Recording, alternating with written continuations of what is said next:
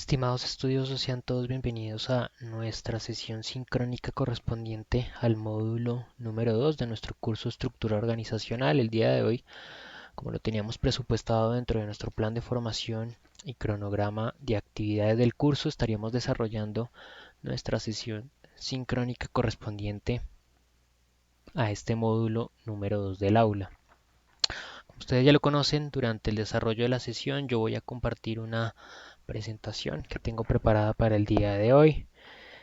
Al finalizar esa sesión sincrónica o al finalizar más bien esta presentación, yo voy a dar el espacio para que ustedes presenten dudas, inquietudes sobre las temáticas trabajadas o también sobre las diferentes actividades que vamos a desarrollar en este módulo número 2 que corresponde pues puntualmente a dos actividades, ¿no?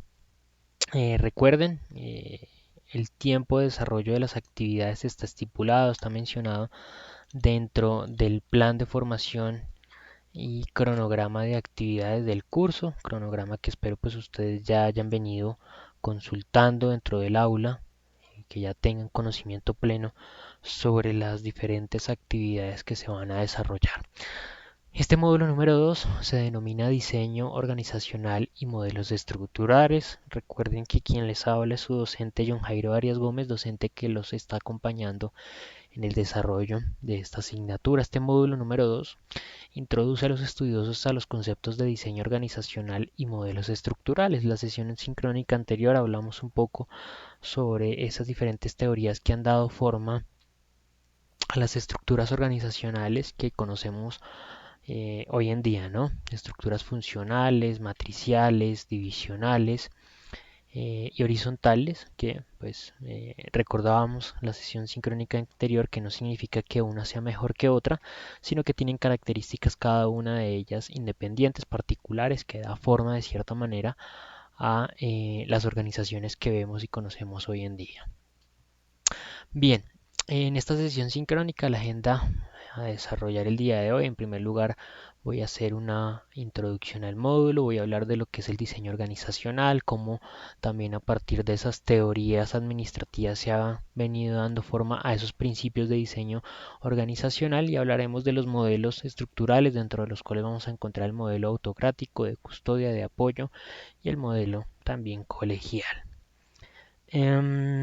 Inicialmente entonces este módulo número 2 que se llama diseño organizacional, busca que ustedes puedan aplicar los criterios pertenecientes a la definición de diseños organizacionales más efectivos de acuerdo a los requerimientos y a las políticas organizacionales. También busca que ustedes puedan identificar los elementos que conforman el concepto de cultura organizacional y comprendan su relación con la estructura organizacional para el desarrollo de análisis y gestión de acuerdo a las características que tiene cada una de las organizaciones. Para dar alcance a esas competencias se van a medir o se van a evaluar bajo dos actividades que ustedes ya conocen. La primera de esas actividades se denomina foro participativo del diseño organizacional. Esa actividad tendrá vencimiento el próximo lunes 23 de noviembre a las 8 de la mañana. Y posteriormente habrá una segunda actividad, que es una tarea sobre cultura organizacional.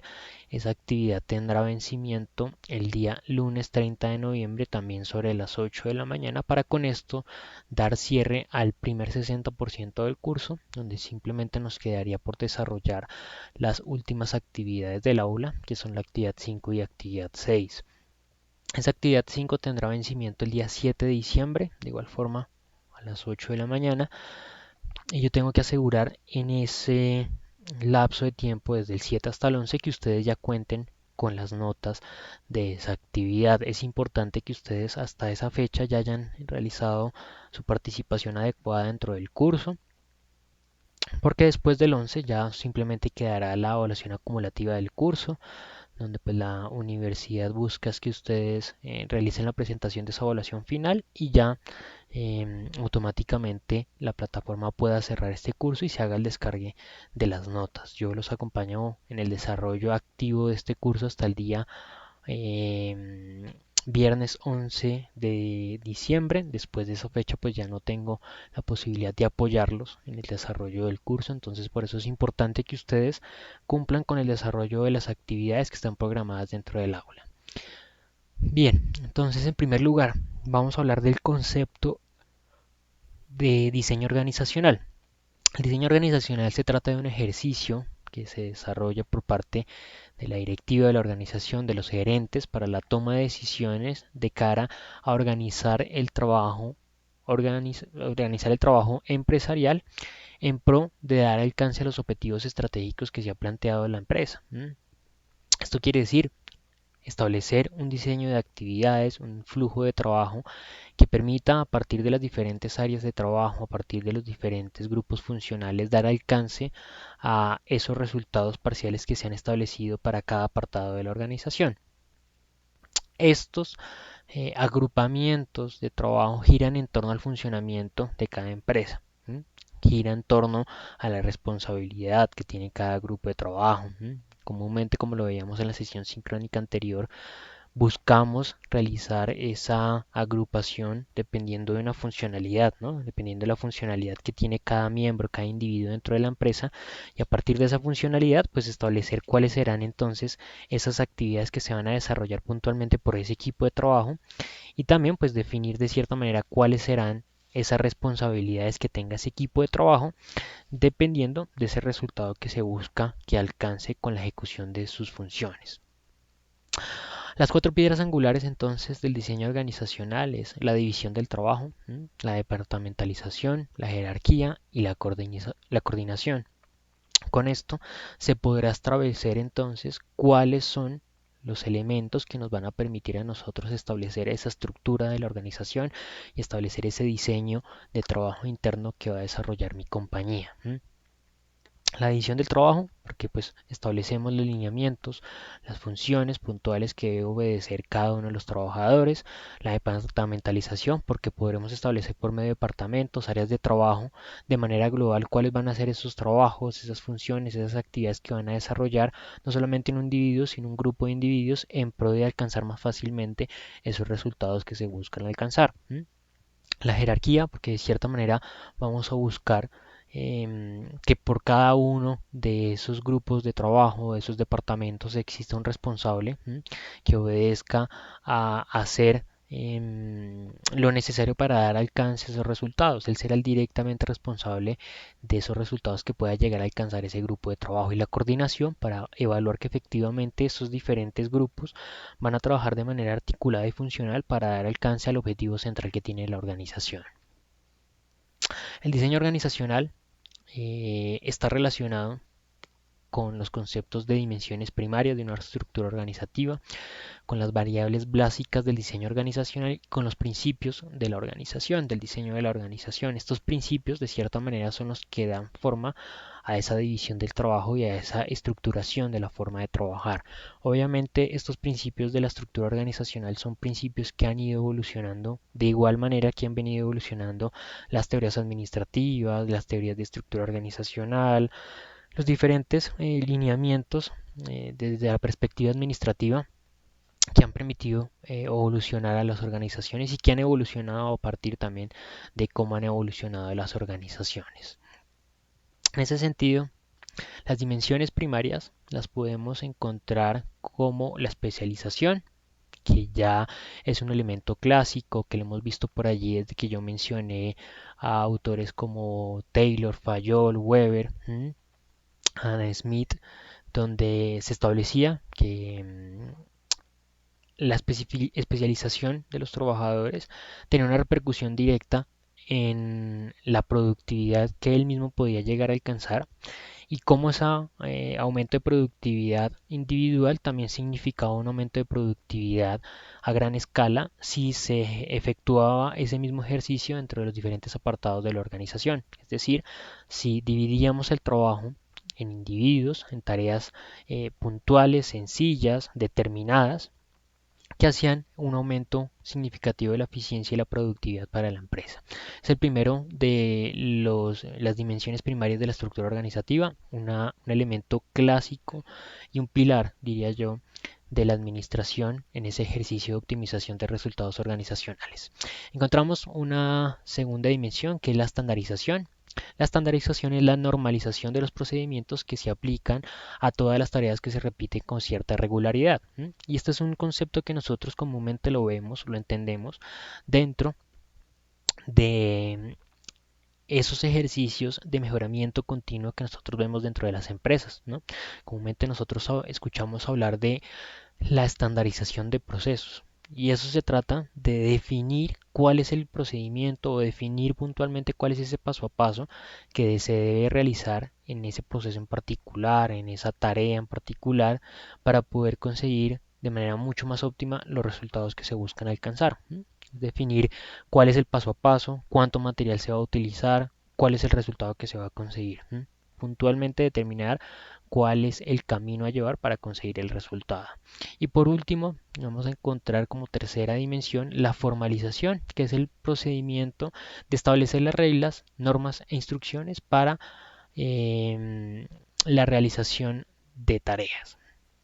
En este sentido, también está relacionado por allí con ese ejercicio de estandarización de procesos, ¿no? Cuando se estandariza el proceso, comúnmente lo que se realiza después es la documentación del mismo. En otras palabras, esto es la formalización, porque a partir de esa documentación que se desarrolla dentro de las empresas es cómo se define puntualmente el establecimiento de esa normatividad, de esas reglas o esas instrucciones para desarrollar ese trabajo. Es decir, anteriormente nosotros hemos desarrollado el ejercicio de validar cuál es ese paso a paso oportuno, ese conjunto de actividades con secuencia lógica de desarrollar para conseguir los resultados y cuál es la cantidad de recursos que se debe utilizar y la cantidad de resultado que se espera conseguir. Pero después de eso, a partir de la documentación, vamos a normalizar la realización de ese trabajo de manera particular. Ya cuando aparece dentro de un documento oficial de la compañía, ya se convierte eso en una norma que se debe seguir, en reglas que deben ejecutar los miembros de equipo de ese departamento en particular y que estarán encaminados entonces a conseguir esos resultados que yo deseo alcanzar dentro de mi organización. Encontraremos en cuarto lugar la centralización. Consiste en localizar la autoridad en aquellas unidades directivas que debe tomar decisiones principales.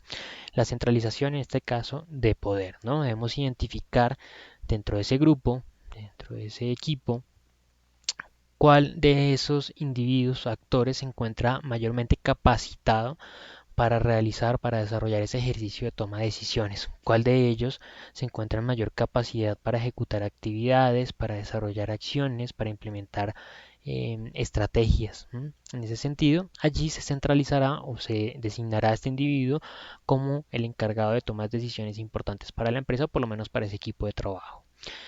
En quinto lugar encontramos la configuración. Es la forma de la estructura organizativa que se alcanza con líneas jerárquicas de diferente longitud. Es la forma como se va a estructurar la compañía, cómo se va a designar precisamente ese ejercicio de toma de decisiones, de responsabilidades para evaluar puntualmente cómo ejecutar actividades dentro de la empresa, cómo organizar ese trabajo.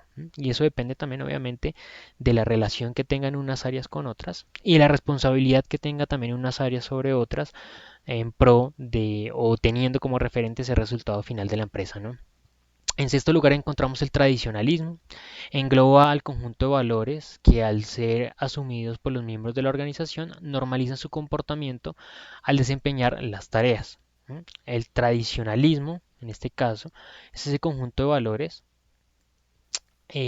propios de la organización. De cierta manera definen en otras palabras, lo que es la cultura organizacional que va a desarrollarse dentro de la empresa. ¿Sí?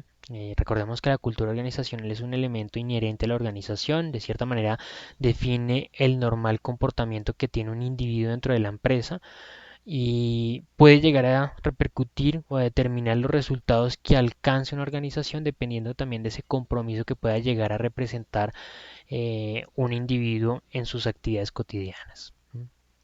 Dimensiones organizativas también en relación a los elementos anteriores, como lo vimos en la sesión sincrónica anterior, hay unos principios que van evolucionando, pero que de cierta manera no representan un replanteamiento totalmente distinto, sino que se parte de lo que ya se cuenta y se construye a partir de allí. En ese caso encontramos acá la asignación de tareas individuales. Está relacionada puntualmente con la división del trabajo. Consiste en identificar las competencias de los miembros de la organización y relacionarlas con las responsabilidades que les son asignadas. Asignación puntual de actividades que deben desarrollarse, pero ahora también teniendo en cuenta un elemento importante que es las competencias que tiene ese individuo para desarrollar actividades, ¿no? En segundo lugar, la formalización. Ya este elemento lo vimos en los principios anteriores, en la determinación de cómo ejecutar un trabajo dependiendo de las actividades que se deben desarrollar en el mismo, ¿no? Ya determinar puntualmente cuáles van a ser los ingresos, cuál es el conjunto de actividades, cuáles van a ser las salidas y definir puntualmente pues qué es lo que se debe desarrollar y evitar de esa manera que los trabajadores ejecuten o desarrollen actividades, acciones que no son necesarias y que por ahí pueden incurrir en accidentes o incidentes de trabajo. Tercero, agrupación de tareas y departamentalización. En este caso, pues también de igual manera eh, que en el criterio, en el principio anterior, consiste en ese ejercicio de agrupar tareas por secciones, por departamentos, por divisiones, por áreas de trabajo o por unidades organizativas para optimizar los resultados en términos de eficiencia, ¿no? Dividir el trabajo en individuos y agrupar esos individuos que desarrollan actividades similares o que tienen un mismo objetivo común. Y en tercer lugar encontramos las dimensiones organizativas como variables de diseño básico. En este caso, también vamos a encontrar unos elementos que están directamente ligados o están directamente asociados a lo que son los principios de la administración. En este caso, entonces vamos a contar con una unidad de mando que corresponde al diseño de la organización en pro de encontrar esa jerarquía que permite identificar sobre quién se centraliza la responsabilidad, ¿no? Entonces, en este caso, vamos a establecer las responsabilidades dentro de la organización para lograr identificar sobre quién recae la responsabilidad de los resultados que alcance un equipo o un grupo de trabajo. Ángulo de control. Esto equivale al número de subordinados que va a tener un supervisor. Elemento que debemos tener en cuenta, entre más subordinados tenga un supervisor, menor será el tiempo que él pueda dedicarle a cada uno de ellos, menor será el seguimiento que pueda realizarlo de manera efectiva o eficiente. Es decir, entre menor número de subordinados tenga, él podrá hacer seguimiento mucho más minucioso a los resultados que cada uno de ellos consiga. División del trabajo, pues nuevamente elemento que hace parte de las teorías clásicas de la administración, es la especialización de los individuos en una tarea o actividades básicas, y la departamentalización es la agrupación de esos individuos que desarrollan actividades puntualmente en acciones, en actividades que van a desarrollarse dentro de la empresa. Modelos estructurales. Ahora vamos a tratar de abordar un concepto importante dentro del desarrollo de funciones organizacionales, que son los modelos estructurales y que de cierta manera definen también el accionar de la empresa dentro de su actividad cotidiana, actividad común.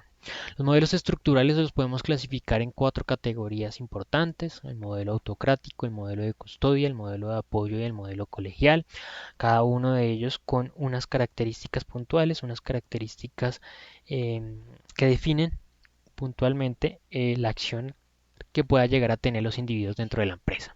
En primer lugar encontramos el modelo autocrático. Es un modelo muy útil para el cumplimiento del trabajo. Determina el comportamiento de los administradores en pro de combinar los esfuerzos que tienen los diferentes actores de la compañía. De cierta manera, cuando nosotros por allí nos ubicamos en esas teorías clásicas de la administración, en donde Fayol mencionaba que los administradores deben encargarse de hacer una evaluación científica de las actividades que desarrollan los trabajadores y plasmarle cuál de esas actividades debe ejecutarse para alcanzar resultados óptimos de trabajo, pues en este caso, em, Los administradores deben tener en cuenta esa fuerza combinada. Este es el elemento realmente significativo dentro del modelo autocrático. La definición de trabajo que deben dar los administradores debe ser enfocada en ese trabajo colaborativo, en ese trabajo que genera un apoyo significativo entre diferentes áreas de trabajo, entre diferentes unidades de trabajo que trabajen de cierta manera, de manera articulada, que se combinen sus esfuerzos para optimizar de esa manera los resultados que puede alcanzar una organización. No vamos a pensar en un diseño organizativo en pro de conseguir trabajos de manera individual de parte de cada área de trabajo, sino que nos vamos a esforzar de manera importante en que ese trabajo se desarrolle mancomunadamente para que esos diferentes aportes que se dan desde diferentes áreas de trabajo tengan un resultado realmente significativo. En segundo lugar, podemos encontrar el modelo de custodia. Este modelo de custodia depende directamente de los recursos que tenga la organización. Estará dado a partir de esos beneficios adicionales que pueda llegar a otorgar la empresa, como ofrecimiento de pensiones, pago de otro tipo de prestaciones, para tener una relación directa con el trabajador. De cierta manera, ¿esto en qué se traduce? En que el trabajador no va a tener una dependencia directa sobre su director o sobre su jefe directo, sino que va a tener una dependencia directa sobre la organización. Esto repercute directamente en el compromiso que pueda llegar a tener un trabajador con la empresa. Ya lo mencioné con anterioridad. Y al tener un compromiso obviamente mucho mayor, el trabajador de cierta manera buscará hacer como parte suya los objetivos organizacionales y dará un aporte mayor precisamente a conseguir esos objetivos que busca la empresa. Esto está ligado muy con el concepto de contrato psicológico. Es un contrato que los psicólogos han denominado así a partir de los diferentes valores adicionales que da cada uno de los actores, ¿no? Nosotros comúnmente encontramos el modelo tradicional de contrato, que es el que comúnmente nosotros encontramos en esa acción contractual de las empresas. La empresa ofrece unas prestaciones, ofrece un salario, ofrece una seguridad laboral y por su parte el colaborador ofrece ese conjunto de actividades que van a desarrollarse, ofrece su compromiso con cumplir esas actividades. Pero cuando cada uno de estos dos actores da un paso más allá, da un plus, eso se conoce como el contrato psicológico, cuando la empresa ofrece tal vez unos beneficios adicionales, como está estos casos de pago de otras prestaciones o pensiones, y el individuo lo identifica como que la organización da un valor agregado y por lo tanto él también se anima a dar ese plus para la empresa. En tercer lugar encontramos el modelo de apoyo. Este modelo de apoyo está directamente ligado al poder de la empresa, al poder que representa el dinero dentro de la organización. A través del liderazgo, la empresa ofrece un ambiente que ayuda a los empleados a crecer y a cumplir a favor de la organización, aquello de lo que son capaces de hacer. Y esto va encaminado también puntualmente a partir de desarrollar al trabajador dentro de sus actividades, es decir, motivar al trabajador a desarrollar proyectos, motivar al trabajador a desarrollar funciones, motivar al trabajador a que desarrolle sus actividades en pro de conseguir resultados que puedan identificarse como individuales, pero que tengan un aporte significativo para la empresa.